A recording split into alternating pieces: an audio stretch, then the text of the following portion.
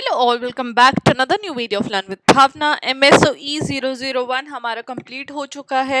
As you know, हम assignment questions कर रहे हैं आपके July 24 and Jan 25 intake session students के। When I say that we are doing intake session student assignment for this July 24 and Jan 25 session, तो मैं बात करती हूँ कि आपने जिस टाइम पे एडमिशन लिया है, जब से आपकी क्लासेस स्टार्ट हुई, ऑफ कोर्स आपने एडमिशन जुलाई से पहले लिया होगा, जुलाई 24 बैच के स्टूडेंट्स ने, एंड जैन 25 के बैच के स्टूडेंट्स ने जैन से पहले लिया होगा। तो एडमिशन जो प्रोसीजर है या फिर जो सीट्स है वो 2 महीने पहले स्टार्ट हो जाती है फिल होना। So you might have got admission in May और मे बी जून, बट जो आपकी क्लासेस होते हैं, जो सेशन स्टार्ट होता है, वो जुलाई से ही होता है। So I just wanted to clarify if you had any doubts, maybe अब क्लियर हो गए होंगे इस बात से।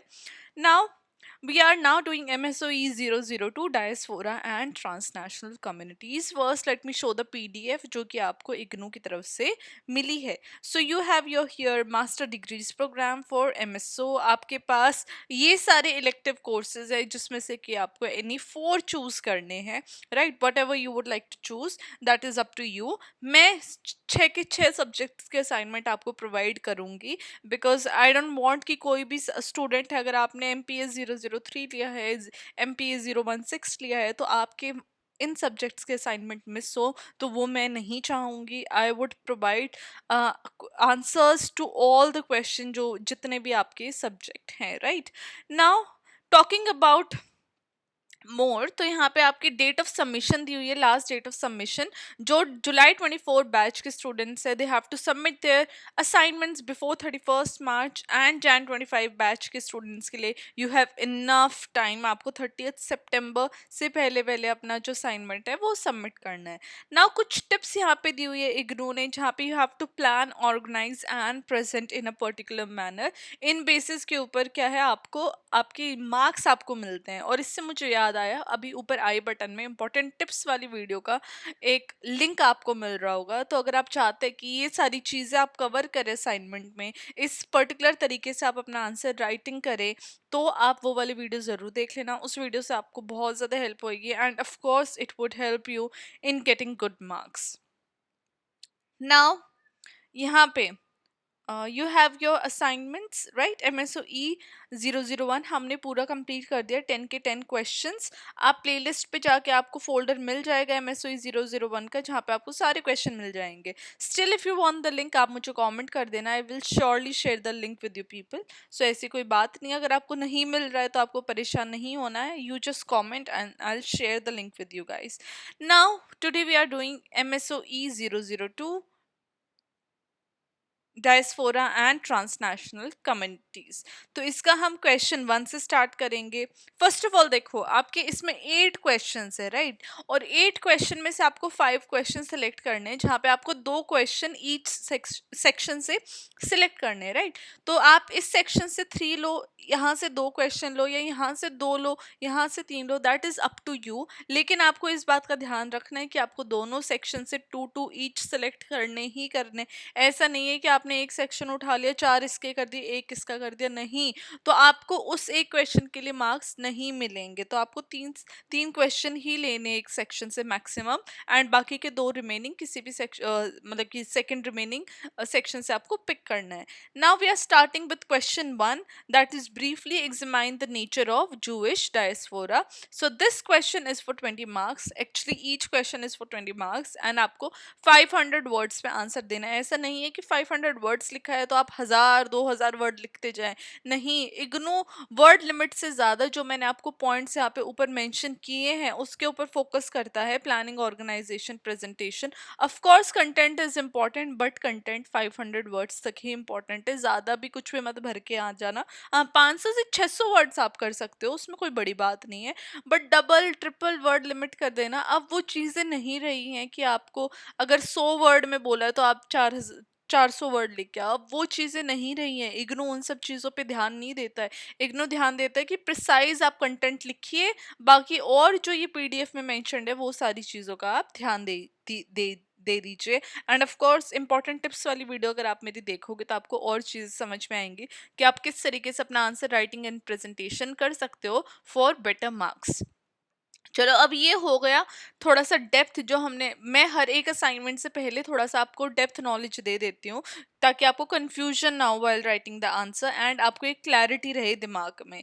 तो ये हो गया हमारा डन। अब हम स्टार्ट करते हैं अपना क्वेश्चन वन, जहाँ पे हमें नेचर ऑफ जूइश डायस्पोरा के ऊपर बात करनी है। So when we talk about Jewish diaspora, तो हम बात करते हैं जो जूइश लोग हैं वो कैसे उनके एंसेस्टर होमलैंड जो था इजराइल पैलेस्टीन से वो बिलोंग करते थे, तो वहां से कैसे वो निकल के ऑल ओवर द वर्ल्ड में वो कैसे फैल गए, व्हाट वाज द रीजन कि वो अपने देश के अलावा और दूसरे देशों में और दूसरी जगहों पे ज्यादा हमें मात्रा में पाए जाते हैं। ज्यादा भी नहीं, मतलब कि why did they leave their country and how are they found all over the world, तो उसके बारे में हमें बात करनी है, राइट। तो ये जो मूवमेंट स्टार्ट हुई थी ज्यूज की, तो thousand of years ago start हुई थी, क्योंकि बहुत ज्यादा वॉर कॉन्क्वेस्ट परसिक्यूशन हो रही थी उनके एरिया के अंदर, लेकिन also because of trade and migration.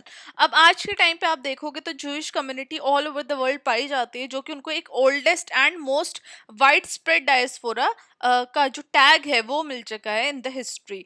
Talking about historical background, तो जूइश डायस्पोरा स्टार्ट हुआ था बेबीलोनियन एक्साइल में 586 बीसी में, व्हेन बेबीलोनियंस ने डिस्ट्रॉय कर दिया था फर्स्ट टेम्पल इन जेरूशलम। और बहुत सारे जो जूस थे वो बेबीलोन मतलब कि मॉडर्न डे ऑफ इराक में वो चले गए थे। लेटर जब 70 सी आया तब रोमन्स ने सेकंड टेम्पल डिस्ट्रॉय किया, उसकी वजह से फिर से एक लार्ज स्केल ऑफ जो जूस थे वो स्कैटर हो गए। मतलब कि एक काइंड ऑफ ये वॉर ही हो रहा था, जब किसी का टेम्पल डिस्ट्रॉय हो रहा है, किसी का जो प्लेस ऑफ वर्शिप है वो डिस्ट्रॉय हो रहा है, तो पीपल फील स्केर्ड, राइट। तो उनको लगता है कि भाई अब हमारी जो लाइफ है that is in danger, and then people start scattering all over the place. अब इस टाइम पे क्या हुआ, दिस टाइम वो अक्रॉस मूव हो गए मेडिटेरियन रीजन में, नॉर्थ अफ्रीका में एंड यूरोप में।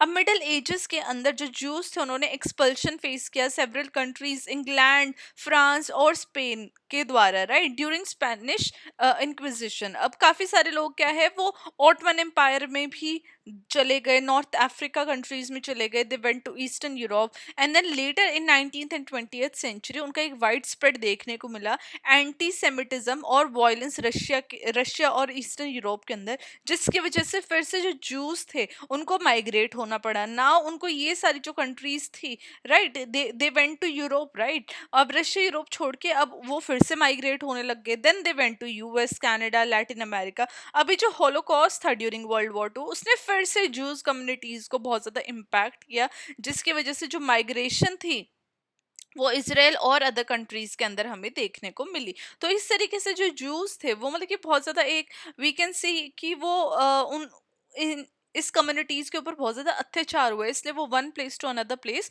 For their own safety and their communities wellbeing वो मूव होते रहे हैं। Now maintaining identity and culture, देखो कोई भी कल्चर हो, कोई भी कम्युनिटी हो, चाहे उसके ऊपर कितना भी अत्याचार किया जाए, कुछ भी किया जाए, everybody wants to protect their own identity and culture. देखो ये इतने सारे डिफरेंट कंट्रीज में, कल्चर्स में, रीजन्स में स्कैटर्ड हो गए थे, राइट। कुछ लोग कहीं कहीं कहीं ऐसे मूव हो गए थे, लेकिन फिर भी जो जू कम्युनिटी है, जूइश कम्युनिटी, उन्होंने अपना रिलीजियस और कल्चरल आइडेंटिटी को हमेशा प्रिजर्व करके रखा, उन्होंने अपने ट्रेडिशन को मेंटेन करके रखा, जहाँ पे वो रिलीजियस प्रैक्टिसेस, हेब्रू लैंग्वेज और कम्युनिटी इंस्टीट्यूशंस के द्वारा, जैसे कि सिनेगस एंड स्कूल्स के द्वारा, उन्होंने अपनी जो प्रैक्टिसेस हैं, कम्युनिटी इंस्टीट्यूशन है, कल्चर है, उसको प्रोटेक्ट करके रखा है। For example when we talk about Sephardic Jew जो कि स्पेन और पोर्टुगल से आए हैं, उन्होंने अपनी यूनिक लैंग्वेज जिसको वो लैडिनो बोलते हैं और कल्चरल कस्टम को हमेशा प्रोटेक्ट करके रखा है, चाहे वो किसी भी प्लेस में मूव हो, whether they went to North Africa और टर्की, उन्होंने कभी भी अपनी लैंग्वेज को नहीं छोड़ी, अपने कल्चर कस्टम को नहीं छोड़े। सिमिलरली व्हेन टॉक अबाउट एशकेंजी जू जो कि ईस्टर्न यूरोप से आते हैं, उन्होंने प्रिजर्व की है अपनी ये डिश लैंग्वेज और ट्रेडिशन को, इस एबिलिटी के द्वारा उन्होंने अपनी आइडेंटिटी को भी बचा के रखा, और ये जो की फीचर है जूइश डायस्पोरा का उसको भी प्रोटेक्ट करके रखा है। Now when we talk about कि वो ऐसे मूव हो रहे हैं डिफरेंट डिफरेंट कंट्रीज में, डिफरेंट डिफरेंट प्लेसेस में, तो जूइश कम्युनिटी ने एक बहुत ज्यादा एक ग्रेट उनकी जो स्ट्रेंथ है, राइट। एक जो उनका बेस्ट फीचर है उनके कम्युनिटी का, वो ये है कि वो जिस भी सोसाइटी में जाते हैं वो उसी तरीके से ढल जाते हैं, राइट। अब कुछ रीजन के अंदर उन्होंने काफी ज्यादा प्रोस्पेरिटी और एक्सेप्टेंस भी देखी, जैसे कि ओटोमान एम्पायर में उनको बहुत ज्यादा रिलीजियस फ्रीडम भी दिया गया, जिसके द्वारा उन्होंने ट्रेड और कल्चर में भी कंट्रीब्यूट किया। हावेवर जब हम क्रिश्चियन यूरोप में देखते हैं तो उन्होंने उनको डिस्क्रिमिनेशन फेस करनी पड़ी, उनको अलग कर दिया गया, वायलेंस बहुत ज्यादा फेस करनी पड़ी। वो आइसोलेटेड एरियाज में रहते थे, मतलब कि जिन एरियाज को बिल्कुल जो यूरोप कंट्री थी उससे बिल्कुल हटके बना दिया था, जैसे स्लम्स होते हैं ना, इस तरीके से। तो वो जिन एरियाज में रहते थे उनको घेटोस बोला जाता था। मॉडर्न टाइम्स के अंदर आप देखोगे तो जूइश कम्युनिटीज हैं वो बहुत ज्यादा इन्फ्लुएंशियल है कुछ कंट्रीज में। किन कंट्रीज में? जहाँ पे उनको एक्सेप्टेंस मिली है, राइट, जहाँ पे उनको राइट्स दिए गए, उनको ओपन आर्म से वेलकम किया गया। But when we talk about US, तो फॉर एग्जांपल वहाँ पे जूस ने बहुत ज्यादा एक सिग्निफिकेंट रोल उनका देखने को मिला है, बिजनेस में, एंटरटेनमेंट में, पॉलिटिक्स, साइंस में। हावेवर वो अभी भी बहुत सारी चैलेंजेस फेस करते हैं, जैसे एंटी सेमिटिज्म और डिस्क्रिमिनेशन कुछ पार्ट ऑफ द वर्ल्ड में।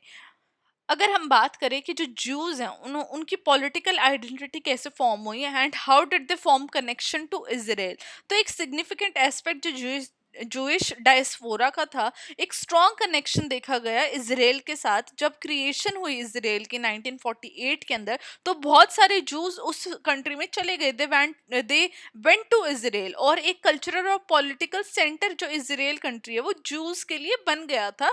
तो इजराइल लॉ ऑफ रिटर्न ने काफी सारे जूस को राइट भी दिया कि भाई तुम आ जाओ, तुम इजराइल में आओ and we will give you Israeli citizenship. तो जिसकी वजह से जो टाइज थे इजराइल के अंदर और ग्लोबली जूइश कम्युनिटी के अंदर वो फॉर्म होते हुए हमें देखने को मिले। तो जूइश कम्युनिटी आज कंट्रीज में जैसे यूएस हो गया, आज भी एक्टिव रहती है वो पॉलिटिकल एडवोकेसी के अंदर, जहाँ पे ऑर्गेनाइजेशन है American Israel public affair committee जो जूइश इंटरेस्ट को सपोर्ट करती है, और स्ट्रॉन्ग पॉलिटिकल कनेक्शन जो मेंटेन होते हुए और बिल्ड होते हुए इजराइल के साथ देखने को मिलते हैं। अगर आज के टाइम पे हम चैलेंजेस की बात करें कि देखो सक्सेस और इन्फ्लुएंस तो बहुत ज्यादा है जूइश कम्युनिटी की, but still they face a lot of challenges, जैसे एंटी सेमिटिज्म हो गया, आइडेंटिटी प्रिजर्वेशन हो गया, और बहुत ज्यादा एक पॉलिटिकल टेंशन भी देखने को मिल रही है जो आपको अभी इसराइल पैलेस्टाइन कॉन्फ्लिक्ट जो चला हुआ है उसकी वजह से। But when we talk about Europe, तो एक नेशनलिज्म राइज हो रहा है और एंटी सेमिटिज्म की वजह से एक सिक्योरिटी कंसर्न्स क्रिएट हो गए हैं for the Jewish community. But when we talk about United State, तो एक डिबेट हमेशा से चलती आई है जूइश आइडेंटिटी को लेकर, और जो पॉलिटिकल डिफरेंसेस हैं, ये जो डाइवर्सिटी है जूइश कम्युनिटी की, उसको ये दर्शाता है। तो आज भी बहुत सारे चैलेंजेस है for the Jewish community. Now at the end we have our conclusion. तो जैसे कि आपकी इग्नू की इस पीडीएफ में भी मेंशन्ड है, right, planning, organisation and presentation. तो जो आपका कंक्लूजन है वो प्रेजेंटेशन के अंदर आता है, ये आपका लास्ट पार्ट रहता है आंसर का, और आपको हर एक आंसर में कंक्लूजन मेंशन करनी ही करनी है। So here I have mentioned कि हम जब जूइश डायस्पोरा की स्टोरी की बात करते हैं, तो जो जूइश डायस्पोरा है वो रेजिलियंस, अडेप्टेशन और कल्चरल कंटिन्यूटी को दर्शाता है। यहाँ पे हम एक कम्युनिटी कैसे एक स्ट्रॉन्ग आइडेंटिटी और कनेक्शन रखता है डिफरेंट अपनी सोसाइटीज के साथ, कम्युनिटीज के साथ, इवन दो वो डिफरेंट प्लेसेस में मूव हो रहा है। तो जूइश डायस्पोरा आज भी बहुत ज्यादा इन्फ्लुएंशियल है ग्लोबल कल्चर, पॉलिटिक्स और सोसाइटी में, जहाँ पे वो एक स्ट्रॉन्ग कनेक्शन भी रखता है इसराइल के साथ, क्योंकि इसराइल के साथ वो एक उनकी आइडेंटिटी जुड़ी हुई है, राइट। इसराइल ने उनको ओपन आर्म से वेलकम किया, उनको सिटीजनशिप दी, और वो अब जो इसराइल जो कंट्री है वो अब जानी भी जूस के द्वारा जाती है। तो ये हमारा आंसर था, where we talked about Jewish diaspora, कैसे हिस्टोरिकल चैलेंजेस के द्वारा they move to different places, right, how they are spreaded all over the world, इसके बारे में हमने जाना है। एंड आज भी कोई चैलेंजेस कम नहीं है, ऑफ कोर्स चैलेंजेस तो आते ही रहते हैं, that is the name of the life. And this was our question where we talked about Jewish diaspora, और कैसे आपको असाइनमेंट करना है, किन किन चीज़ों का आपका ध्यान रखना है, वो सारी चीज़ें हमने आज इस वीडियो में डिस्कस की। First video of your MSOE 002 assignment for July 24 and Jan 25 intake sessions. Now सबसे पहले अगर आपको कोई भी एक भी चीज़ मेरी हेल्प की है जो मैंने बताई इस वीडियो में, तो आपको चैनल को सब्सक्राइब कर देना है, वीडियो को लाइक कर देना है और कमेंट करना है, राइट। कमेंट करिए अगर आपको कोई डाउट है, कंफ्यूजन है, अगर आपको वीडियो अच्छी लगी, एक्सप्लेनेशन अच्छी लगे, तो थोड़ा सा अपने टीचर को अप्रिशिएट कीजिए यार, थोड़ा सा चैनल को आगे बढ़ाइए, थोड़ा सा मनोबल बढ़ाइए हमारा। And I will see you very very soon with question 2 तब तक आपको क्या करना है, आपको क्वेश्चन को समझना है, आपको जो पीडीएफ मैंने आपको बताई है उसको सारा समझना है। You can go through the question जो आपको करने हैं, and also check out MSOE 001 questions as well. I'll see you very very soon. Till then, keep on studying, keep on writing your assignments, and I hope you all score really good in your assignment. Till then, bye bye, take care.